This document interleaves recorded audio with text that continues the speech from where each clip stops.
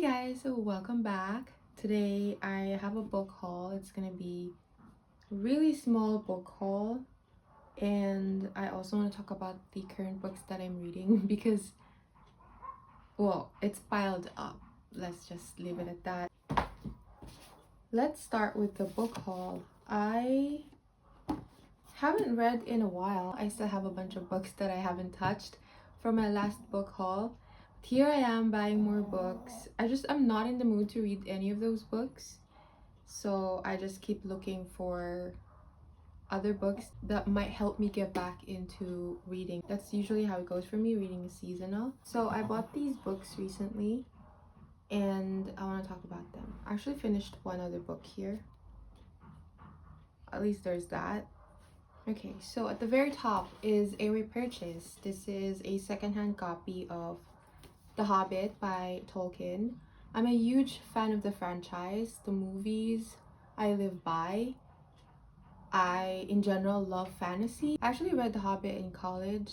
I lost my copy though, and I just remember being intimidated by The Lord of the Rings that I didn't continue on reading Tolkien's books. The Hobbit is relatively easier because it's a children's book. I wanted to rebuild my Lord of the Rings collection and anything Tolkien, so I started with repurchasing The Hobbit. Maybe I'll reread this before I continue on with the rest of his works because I really do want it to be a Tolkien fan, and so I'm forcing myself to be one. Well, not really forcing myself because I already love him and his world that he's created, but I wanted to experience reading his books. We'll get there. For now, I only have The Hobbit. Next thing is another Nietzsche. I've been again building my Nietzsche collection. Out of the 5 books that I currently have, I have read 3 books, so we're getting progress. They're not just idling. This is The Will of Power, and I saw it randomly at my last trip at the bookstore. I intentionally was looking for gay science as my next Nietzsche purchase, but I couldn't find it in my local bookstore, so I had to settle.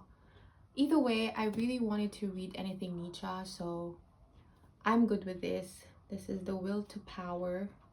It's a thick book, much thicker than his other books, so I'm quite nervous to read this. Nietzsche is my soulmate, so we have no complaints there. The next book that I purchased is another Camus. I finished reading The Myth of Sisyphus, which was in my last book haul. Absolutely loved it, and from then on I wanted to read more Camus. And I know there's The Stranger, which is one of his famous works. The synopsis doesn't really appeal to me, but of course I'll read it in the future. But for now, I think I can read some other books. But The Stranger is definitely on my list. It's just at the bottom right now. So randomly, as it usually starts, I was at the bookstore and I saw that National Bookstore actually was selling a lot of cheaper options for classics and philosophy. So I found this and I was quite surprised because I haven't heard of it. It might have been just part of a short story collection and they decided to publish it independently. I don't know, but it's called The Fall. I don't know why I haven't read this since it's very small, but we'll get there. Again, next thing I bought, I don't think this is in my last book haul, but I did purchase this quite a while ago. I already finished it as well. It's The Bell Jar by Sylvia Plath. I've been hearing a lot about this book. I wasn't really sure what it was about, but because it was well loved and well talked about, I decided to give it a shot. And I dove into this without knowing anything and without any sort of expectation, and it's taken me aback. I was quite surprised. A very easy read. The writing is comparable to like a very good YA book, but the moral of this book, what you get from it, and the topic is definitely not for YA readers. It's a lot deeper and a lot serious. It talks about death, depression. I think this is perfect to read if you're in your 30s. You get to a point where you have everything on the surface if you look at it: a job, a family, a car, a house, friends, some extra money for drinks and parties and travel. But then you ask yourself, why am I not happy? Why is there something wrong? Why is there something missing still? This book sort of touched over that dilemma. The main character was unable to pull herself out of that said dilemma. There is this one section of the book that I really, really love. Perhaps my favorite part of the book is that part when she talked about the chestnut tree and compared it to life.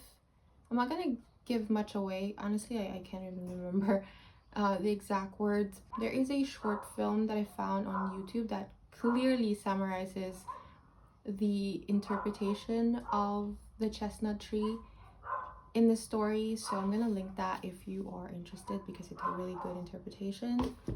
Next book that I bought is a history book. I've been wanting to read Genghis Khan for quite some time. I couldn't find the exact book that I wanted to read, but I stumbled across this. It's The Brief History of Kubilai Khan by Jonathan Clements. I'm currently reading this also. I have learned so much about this in the 70 pages that I've read, and I'm really enjoying it. It's like thrusting myself back in time. I think it's very interesting to read this particular part of history because there's not much known about it. That's actually one of the reasons why I wanted to find out more about Central Asia, is because there's not a lot in history.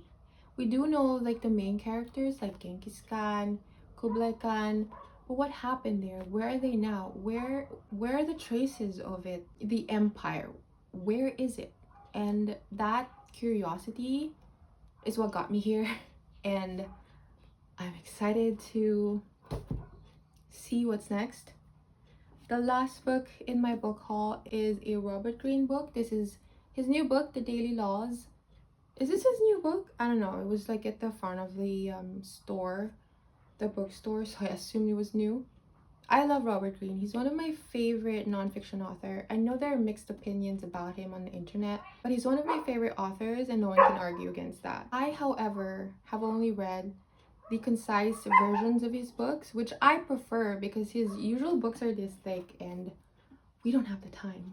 Whereas the concise version literally just encapsulates the essence of his every work. So that's all that matters. But this one, however, it's like a Bible. So you get a passage for each day from all of his books. It's a great introduction to Greene. I bought this book early October, and what I did is I followed the dates. So I'm like literally at the end because it's October already. This sits at the breakfast table so I can read a passage while having coffee or breakfast in the morning. Right, so now we've reached the part where I want to talk about the current books that I'm reading. And the thing is, I read a lot of books at the same time because I get bored easily and I just want to switch depending on my mood. So I always end up having 2 books to read or 3. And sometimes I forget one and then I just decide to DNF it, one of them, and it's not an ideal way to do it, reading, but that's just what works for me. So currently I'm reading 4 books. And these are the 4 books that I'm currently reading. So I've already talked about Kublai Khan. I'm on page 77. So beginning of the year, most of the books in my reading list this year is history books, but I unfortunately haven't read anything history except for this one. So I'm glad I'm like squeezing one at least before the year ends. Next thing that I'm currently reading is the Nicomachean Ethics by Aristotle.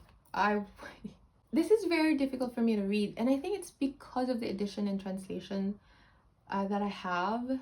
I may get a different edition just so I can enjoy it more, because a lot of people love this book, rave about this book, but I just don't see it. Although the thought is there, the essence is there, It's just the words do not go together for me, or it doesn't like give me goosebumps like normally how philosophy books do. I did reach 56 pages though. I don't know what to do. It's also a very serious topic, something that when you do decide to read, you have to be in the right headspace. Next book, I am currently reading this. I've already mentioned it. It's one passage at a time. And then this is the longest book, or not the longest. This is the book that's been in my reading list, currently reading pile for a long time. I think I started this book in April of this year. But the thing is, it's so good and very easy to read that I keep putting it off because in my head, I keep saying that I can finish that anytime. I can go back to that anytime. You know, I don't need to be in the proper mind space and headspace to read this book. And so I end up not finishing it at all. And it's quite ironic. This is Why Has Nobody Told Me This Before by Dr. Julie Smith.